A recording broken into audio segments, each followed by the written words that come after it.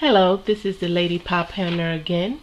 Thank you for visiting our channel.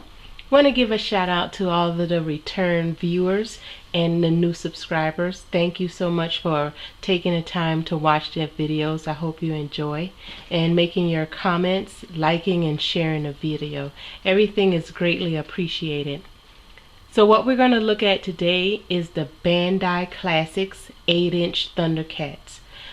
This line came out, four of them came out in 2011, but this one right here came out in 2012, and I'll talk in more detail about it a little later. So let's get started. The first one we have here is a limited edition Lionel. It's metallic. If you can, I don't know how well you can tell, but the paint job is metallic and his skin is a little darker. And let's compare it. This is a Lionel out of the package.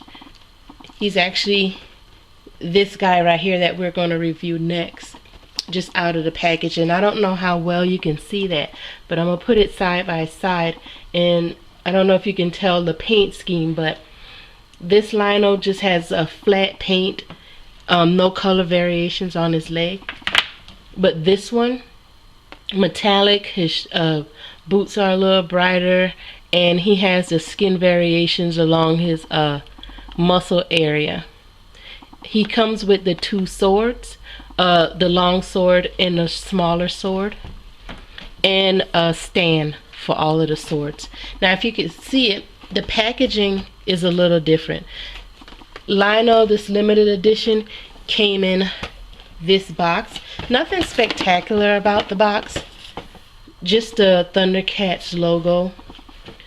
Pretty simple, plain box with the logo on the top.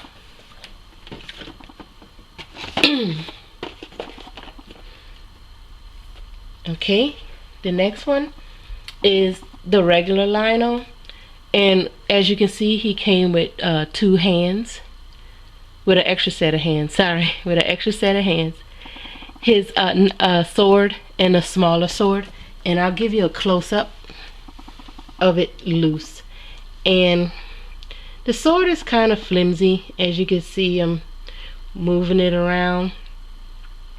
The smaller sword comes out of his glove like that, so you can remove the sword. He's jointed. You can move his shoulders. His arms move at the elbow.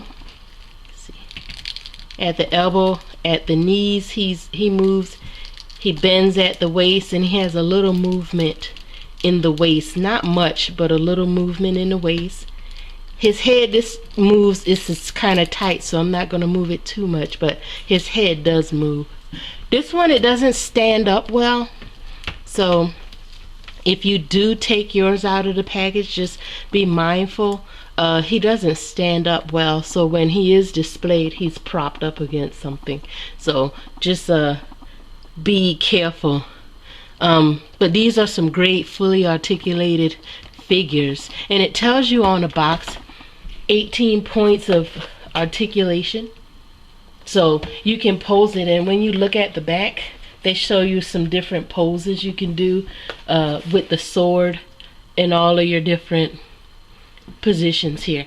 Now one thing I do want to point out before I move forward, if you look at the back here, you see Lionel and Tigra, and Tigra is the next one that we're gonna see. But you also see these three figures right here. This is from the newer version. They redid the Thundercats, and they have it came out in like 2000. I honestly never saw it. I'm a big fan of the 1980s Thundercats, but these are the 6-inch figures. And I don't know how well you can see that, I'll try to get a little closer. They do not look like the same characters. They look totally different, because I remember when I saw this in the store, it didn't look like the classic Thundercats figures. But yeah, they did come out in 2012. But the one that we're looking at here, the the Thundercat Classics exactly like the cartoon that came out in the 80s. Okay, the next thing we have is Tigra. And he came with an extra pair of hands. He has his whip. And if you turn him around to his bolo whip, and the bolo whip actually extends out, and you can see him, the different poses they have on him.